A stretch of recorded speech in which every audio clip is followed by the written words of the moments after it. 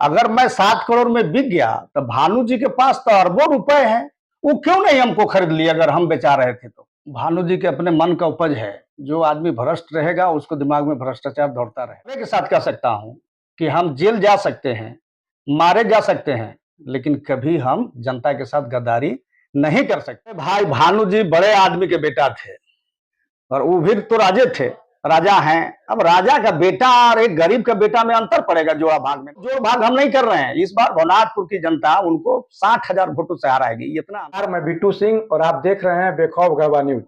आज हम मौजूद हैं भवनाथपुर विधानसभा के पूर्व प्रत्याशी और झामुमो के नेता ताहिर अंसारी जी के पास, उनके आवास पर। तो आइए हम बात करते हैं भवनाथपुर के राजनीतिक के बारे में, जो आगामी विधानसभा चुनाव अगला महीना में होने वाला है उस पर चर्चा करते हैं। तब तक आप बने रहिए बेखौफ गढ़वा न्यूज के साथ में। सबसे पहले ताहिर अंसारी जी, बेखौफ गढ़वा न्यूज में आपका स्वागत है। बहुत बहुत धन्यवाद और दर्शकों को भी धन्यवाद। ताहिर जी, जनता यह जानना चाहती है कि आप चुनाव नहीं लड़ रहे हैं। विधायक आप पर आरोप लगा रहे हैं कि आपका 7 करोड़ में डील हुआ है और आप अपने 35,000 वोट को नगरगढ़ में बेच दिए हैं। क्या यह सही है और क्या गलत, इससे आप आज पर्दा उठाएं। देखिए, आप लोग तो कोई बाहर के पत्रकार हैं नहीं जी। भवनाथपुर विधानसभा के अंतर्गत ही केतार प्रखंड आता है और भानु जी जो आरोप लगा रहे हैं कि 7 करोड़ में जनता को वोट बेच दिया गया, ये भानु जी के अपने मन का उपज है। जो आदमी भ्रष्ट रहेगा उसको दिमाग में भ्रष्टाचार दौड़ता रहेगा और सबको पता है कि 130 करोड़ घोटाला का कौन अभियुक्त है। ताहिर अंसारी वो चीज है जो कभी झुका है न झुकेगा। और मैं ये दावे के साथ कह सकता हूं कि हम जेल जा सकते हैं, मारे जा सकते हैं, लेकिन कभी हम जनता के साथ गद्दारी नहीं कर सकते। और रही बात बिकने और खरीदने का, तो आज के डेट में झारखंड मुक्ति मोर्चा कांग्रेस पार्टी के पास जितना पैसा नहीं है उतना पैसा भारतीय जनता पार्टी के पास है। अगर मैं 7 करोड़ में बिक गया तो भानु जी के पास तो अरबों रुपए हैं, वो क्यों नहीं हमको खरीद लिया अगर हम बेचा रहे थे तो। लेकिन मैं दावे के साथ कह रहा हूं कि जो मेरा राजनीति जीवन रहा है, हम माले से राजनीति जीवन का शुरुआत किए हैं, सार्वजनिक जिंदगी का शुरुआत किए हैं, तब से बड़े बड़े आंदोलनों को हमने संचालित किया। बड़े बड़े जमींदारों का जमीन गरीबों को लूटा हुआ उसको वापस कराया और तुलसी दामर जैसे माइंस को हमने जनता को 25 करोड़ 65 लाख रुपया दिलवाने का काम किया। और उस समय जब आंदोलन चल रहा था 2009 में मजदूरों का, उस समय कंपनी की तरफ से हमको 50 लाख का ऑफर दिया गया था जिसको हमने ठुकरा दिया और मजदूरों को 1165 मजदूरों को 25 करोड़ 65 लाख और 700 मजदूरों को कार्ड बनवाने का काम हमने किया था। अगर बिकना होता तो मैं पहले ही बिक गया होता। और भानु जी क्या बिकने की बात करेंगे, इनके पास तो कोई बात अब रह नहीं गया है। और जो व्यक्ति खुद भ्रष्टाचार में लिप्त है, उस पर मुकदमा चल रहा है, वो भ्रष्टाचार की बात करे, रिश्वत और घूस की बात करे। ताहिर जी, आपका क्षेत्र में बहुत पकड़ है, आपका फैन समर्थक बहुत हैं, फिर भी आप इस चुनाव में दूरी बना है और पूर्व विधायक अनंत प्रताप देव का सपोर्ट कर रहे हैं, अनंत प्रताप देव को सपोर्ट कर रहे हैं। आखिर क्या कारण हुआ कि आप चुनाव से दूर हुए? देखिए, हम झारखंड मुक्ति मोर्चा के कार्यकर्ता हैं और झारखंड मुक्ति मोर्चा के नेता हमारे माननीय हेमंत सोरेन जी हैं। हेमंत सोरेन जी के जो आदेश हुआ कि 2 लोग चुनाव लड़ने वाले हमारी पार्टी में हैं, झारखंड मुक्ति मोर्चा में हैं, तो 2 में से 1 का चुनाव लड़ना होगा और 2 में से 1 चुनाव लड़ेंगे अनंत प्रताप देव जी। और पार्टी का निर्देश, माननीय मंत्री मिथिलेश ठाकुर का निर्देश, उसको पालन हो रहा है इस चुनाव में। रही बात, मैं भी चुनाव लड़ता था, अनंत प्रताप देव जी भी चुनाव लड़ते थे। स्वाभाविक है, वो अलग पार्टी से अलग दल से लड़ते थे, हम अलग पार्टी अलग दल से लड़ते थे, लेकिन एक पार्टी में होने के कारण आज अनंत प्रताप देव को खुद मैं चुनाव लड़ा रहा हूं। और यहाँ जो भ्रष्ट बेईमान और बड़ बोलेपन नेता है भानु प्रताप शाही, उसको तो किसी भी सूरत में इस बार चुनाव में हराना चाहते हैं। तो क्या लग रहा है इस बार भवनाथपुर में परिवर्तन की लहर है? क्या झामुमो यहाँ पर इस सीट को निकाल पाएगा? क्योंकि पूर्व विधायक और वर्तमान विधायक भानु प्रताप शाही के बीच ही कड़ी टक्कर है और विधायक जहां हैट्रिक लगाना चाहते हैं वहीं पूर्व विधायक अपना वापसी करना चाहते हैं। इस पर क्या कहेंगे आप? देखिए, कोई टक्कर नहीं है, लोगों को पता हो गया होगा केंद्रीय मंत्री राजनाथ सिंह के भी नगर उटारी के गोसाईबाग मैदान में कार्यक्रम था। जी। उसके 2 दिन के बाद हम लोगों के नेता झारखंड की शेरनी कल्पना सोरेन की कार्यक्रम था। अगर 10,000 संख्या राजनाथ सिंह के कार्यक्रम में था, तो हम दावे के साथ कह सकते हैं कि 30,000 लोग गोसाईबाग के मैदान में कल्पना सोरेन के कार्यक्रम में थे। आप लोगों ने अपने आंखों से देखा है कि रमुना में 10,000 से 15,000 लोग रोड शो में शामिल थे। वो दोनों कार्यक्रमों को हम अगर जोड़ देते हैं तो 40,000 से ऊपर लोग थे। इस बात से ही गारंटी लगाया जा सकता है कि आज भारतीय जनता पार्टी कहाँ है, भानु जी कहाँ है, अनंत प्रताप देव कहाँ है, झारखंड मुक्ति मोर्चा कहाँ है। वर्तमान विधायक भानु प्रताप शाही खुले मन से आपके सरकार को, आपके मंत्री को चुनौती दे रहे हैं कि अगर विधायक, विपक्ष का विधायक सीमेंट फैक्ट्री खुलवा सकता है तो आपके हेमंत सोरेन जो बरहेट से विधायक हैं, मिथिलेश ठाकुर जो गढ़वा से विधायक हैं और मंत्री भी हैं, वो क्यों नहीं अपने अपने क्षेत्र में फैक्ट्रियां खुलवाएं। जहां तक फैक्ट्री और माइंस के सवाल है, देखिए भवनाथपुर में जो 4,000 एकड़ जमीन है वो उपलब्ध जमीन है और इसलिए माननीय मुख्यमंत्री जी ने जब अनंत प्रताप देव जी यहाँ का विधायक थे उस समय आकर के पावर प्लांट के आधारशिला रखे थे। और जहां जमीन उपलब्ध होगा, गढ़वा में 4,000 एकड़ जमीन उपलब्ध नहीं है, गांडे में 4,000 एकड़ जमीन उपलब्ध नहीं है, बरहेट में 4,000 एकड़ जमीन उपलब्ध नहीं है, यहाँ 4,000 एकड़ जमीन उपलब्ध है और ये राज्य सरकार को मिल गया है, वो ट्रांसफर कर दिया है सेल। और इसलिए हम लोग कह रहे हैं कि माननीय मुख्यमंत्री जी यहाँ आधारशिला रखे हैं। हम लोग जब माननीय मुख्यमंत्री जी के पास बैठे हुए थे, दोनों नेता, माननीय अनंत प्रताप देव जी और मैं, तो माननीय मुख्यमंत्री जी ने कहा कि वहां जो पावर प्लांट का आधारशिला रखा गया था वह चालू होगा, अगर समय मिला तो चुनाव के पहले और अगर समय नहीं मिलेगा तो चुनाव के बाद निश्चित।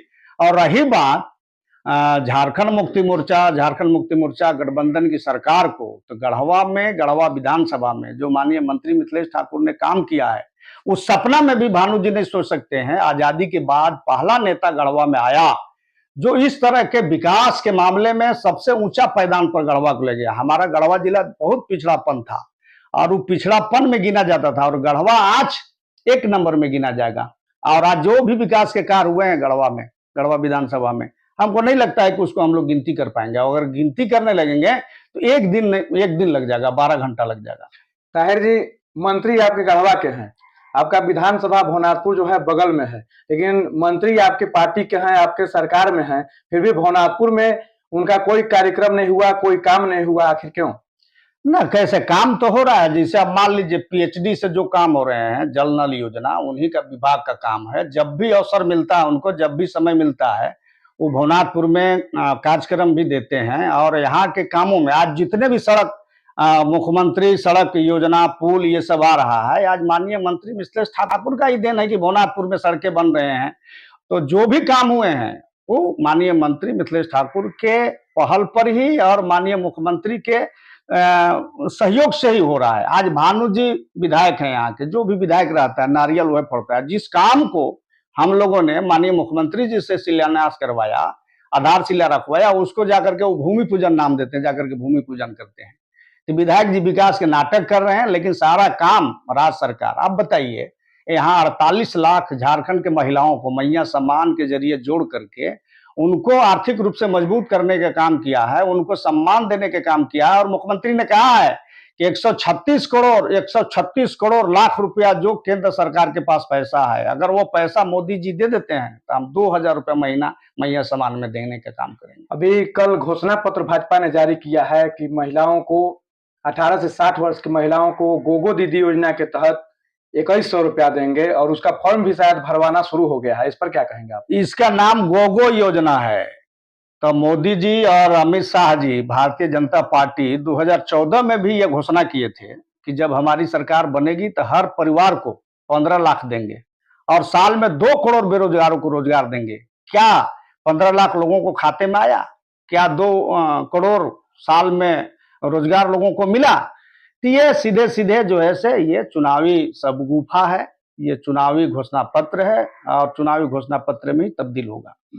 भवनाथपुर की जनता इस बार आपकी पार्टी झामुमो को सपोर्ट क्यों करे?